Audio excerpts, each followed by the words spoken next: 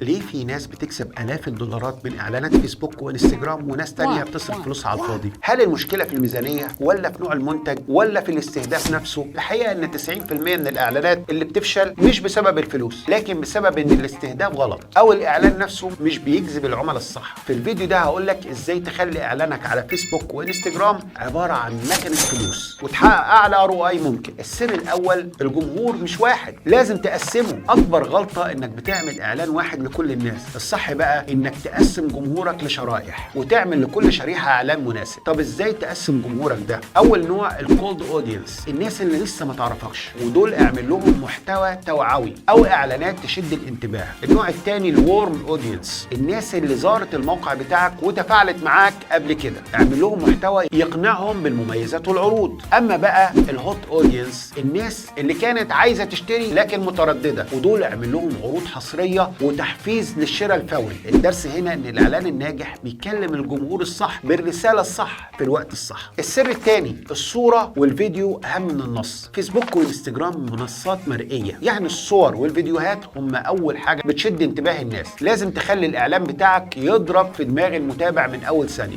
ازاي بقى تعمل اعلان بصري ناجح؟ اولا لازم تستخدم صورة واضحة والوان جذابة، ولو فيديو لازم اول 3 ثواني تعمل فيهم حاجة كده زي الصدمة، زي اللي بتشوفها في بعض فيديوهاتي كده. ولو هتستخدم النصوص لازم تكون متحركة والكتابة كبيرة. طيب ونتيجة ده ايه؟ اعلانك هيوقف الناس وهم بيعملوا سكرول وهيجذب انتباههم على طول. الحقنا بقى بالسر الثالث، الكوبي رايت اللي بيبيع بدون مقاومه. الاعلان القوي مش بس مجرد صوره، النص اللي فيه هو اللي بيبيع. لازم تكتب كلام يقنع العميل انه محتاج المنتج حالا. طب ازاي تكتب كوبي رايت قوي؟ ابدا بسؤال يجذب الاهتمام. هل تعاني من المشكله؟ اظهر الفايده مباشره. المنتج ده هيخليك حط النتيجه المطلوبه بدون مجهود. ضيف عنصر السرعه، العرض متاح ل 24 ساعه بس، والنتيجه اللي هتجيلك ان العميل هيحس انه لازم يتصرف حالا قبل فوات الاوان. والسر الرابع، الاستهداف الذكي مش العشوائي. فيسبوك عنده مليارات المستخدمين، لكن انت مش عايز اي حد يشوف اعلانك. الصح استهدف الناس اللي عندهم استعداد يشتروا. طب ازاي تستهدف صح؟ استخدم مثلا لوكالايك اودينس علشان تجيب ناس شبه العملاء الحاليين بتوعك. اعمل حاجه اسمها ريتارجتنج